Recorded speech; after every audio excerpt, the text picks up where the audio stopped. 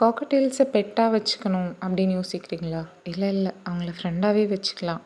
அவங்கள ஈஸியாக டேமும் பண்ணிடலாம். எப்படி? அம்மா அம்மா அவங்க ஒரு குழந்த மாதிரி தான். அவங்கக்கிட்ட நம்ம குழந்தைய எப்படி கொஞ்சி கொஞ்சி பேசி அவங்க கூட நம்ம டைம் ஸ்பெண்ட் பண்ணி விளையாடுவோம், அது மாதிரி தான் இவங்கக்கிட்டேயும் கண்டிப்பாக பண்ணணும். முக்கியமாக இவங்களுக்கு ஃபேவரட் ஃபுட் ஆஃபர் பண்ணி அவங்கள ஈஸியாக டேம் பண்ணிட முடியும். நீங்கள் ஒரு கூண்டுக்குள்ளே வச்சுட்டு கூண்டுக்குள்ளேயே சாப்பாடை வச்சு சாப்பிடு அப்படின்னு சொல்லிட்டீங்க அப்படின்னா அவங்க ஈஸியாக டேம் ஆக மாட்டாங்க. கண்டிப்பாக அவங்களோட ஃபேவரட் ஃபுட்டை உங்கள் கையால் நீங்கள் ஃபீட் பண்ணணும். அதுதான் ஒரு ஈஸி ட்ரிக். அவங்கள இப்போ கையை நீட்டி அவங்கள ஏறு அப்படின்னு சொல்கிறதுக்கு நம்ம சொல்கிறோம் அப்படின்னா அவங்க ஏறுறாங்க. கொஞ்சம் கஷ்டம்தான். ஃபஸ்ட்டு கையை நீங்கள் நீட்டினவொடனே அவங்க ஏறிட மாட்டாங்க.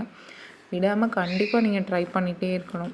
ஒரு தடவை ஏறுறாங்க அப்படின்னா அவங்களோட ஃபேவரட் ஃபுட்டை நீங்கள் அவங்களுக்கு ஆஃபர் கொடுக்கணும் அவங்களுக்கு. அப்போ தான் அவங்களுக்கு தெரியும், நம்ம ஏறுனா அவங்க நம்மளை அப்ரிஷியேட் பண்ணி நம்மளோட ஃபேவரட் ஃபுட்டை வந்து நமக்கு அவங்க தருவாங்க அப்படின்னு அவங்களுக்கு தெரியும். என்ன பேசுகிற? சாப்பாடு கொடுத்தா தான் வருவியா? அவங்க வந்து நம்மளை நம்பணும். அந்த ட்ரஸ்ட் வந்து ரொம்ப ரொம்ப முக்கியமான விஷயம். அவங்க நம்மளை நம்பினாங்க அப்படின்னா தான் அவங்க ஃப்ரீயாக நம்மக்கிட்ட பழகுவாங்க. இந்த மாதிரி பெட்டிங் அவங்களுக்கு தலையை கோதி விடுறது அப்படின்னா ரொம்ப ரொம்ப பிடிச்ச விஷயம். நம்ம ஒரு 2-3 தடவை தூக்கி வச்சு அதை நம்ம செஞ்சிட்டோம் அப்படின்னா தன்னாலேயே இந்த பாருங்கள் தலையை குனிஞ்சு கேட்குறாங்க. இந்த மாதிரி தலையை குனிஞ்சு அவங்களே செய்யுங்க, என்னை பெட்டிங் பண்ணுங்க அப்படின்னு சொல்லி கேட்பாங்க. ஈஸியாக நம்ம கூட அட்டாச் ஆகிடுவாங்க. இது ஒரு ஈஸியான ட்ரிக் அவங்கள நம்ம டேம் பண்ணுறதுக்காகவே.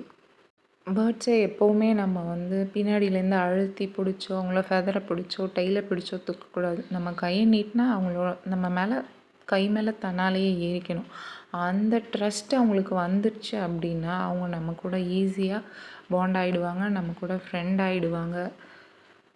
ரொம்பவே ஈஸியாக நம்ம கூட மிங்கிள் ஆகிடுவாங்க. அப்புறம் இவங்க வந்து மேல் பேர்டாக இருந்துட்டாங்க அப்படின்னு சொன்னிங்கன்னா ரொம்ப நல்லாவே